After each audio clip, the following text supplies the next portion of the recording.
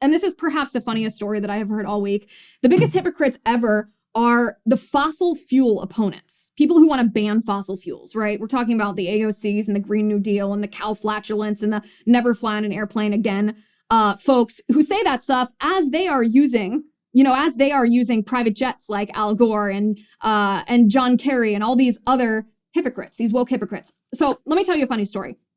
So a fossil fuel company wanted to have North Face apparel customized for their business, right? So their employees could wear branded North Face apparel. North Face refused.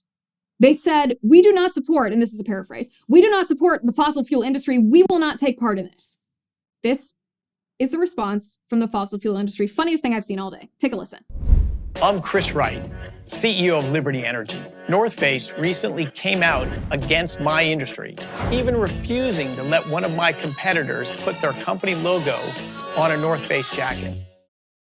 I went through North Face's website of wide-ranging products, and I failed to find a single product that wasn't made out of oil and gas. The great majority of North Face's products, jackets, backpacks, outdoor pants, shirts, shoes, hats, etc., are dominantly made out of the oil and gas that we so proudly produce. Globally, 60% of all clothing fibers are made out of oil and gas. For North Face, it is likely 90% or more. So North Face is not only an extraordinary customer of the oil and gas industry, they are also a partner with the oil and gas industry. So thank you, North Face, and you're welcome. Literally the funniest thing I've seen all week. And to be honest, it surprised me that this kind of comedy came from the fossil fuel industry.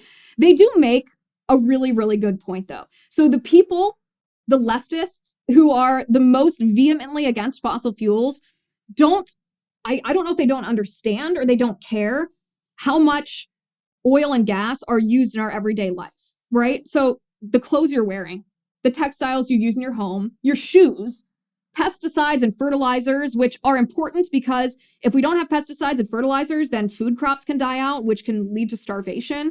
So not only the clothes that you wear and your household items, but the food supply is affected by oil and gas. Also, medicine. Medicine is made from petrochemicals. So life-saving medicine, they want to ban oil and gas. They want to ban fossil fuels. Where are we going to get that medicine? Medical instruments, surgical instruments, also made from petrochemicals, from fossil fuels, oil and gas, not to mention obvious things like energy and cars and airplanes, et cetera, et cetera. These people are the biggest hypocrites on the planet, and kudos to the fossil fuel industry. Funniest video that I've seen all week. I thought you guys would enjoy it. Okay, our next hypocrite. Oh, this is a really good one too. Our next hypocrite, of course, Twitter. Surprise, surprise.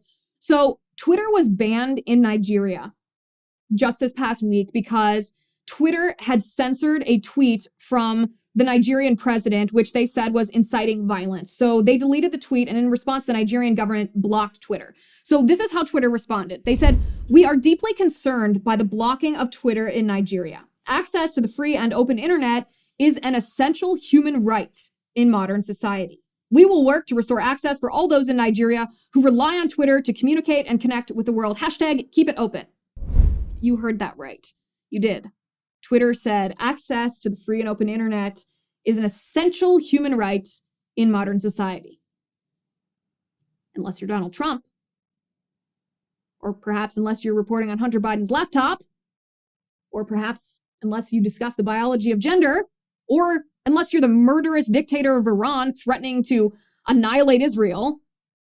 Or unless you're a Chinese Communist Party peon lying about COVID. Suddenly, for all those people, Twitter access to a free and open internet doesn't seem to be an essential human right. Twitter, you're in the running for our biggest hypocrite of the week.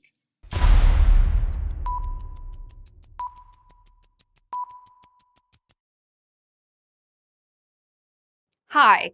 Before you go, let me talk to you about something. As you know, I've been censored on Facebook and YouTube, so I partnered with locals to create a censorship-free community. I also just launched my show, and I have a lot of exciting new things coming up that I want to make sure I can share with you and get your input on. I'm going to be sharing behind-the-scenes looks of my set and my show prep, and I get a lot of questions about my hair and makeup routines, my research process, and so much more. So I'll give you sneak peeks of all of that. I'll also be doing exclusive segments of my show just for Locals VIPs. All of my interviews will be shared on Locals for VIPs to watch as well. I'll be taking questions directly from VIPs for the video mailbag in my show, and you'll get the episodes free from ads. Who doesn't love that? Not to mention, I'll keep doing everything that you've already come to love.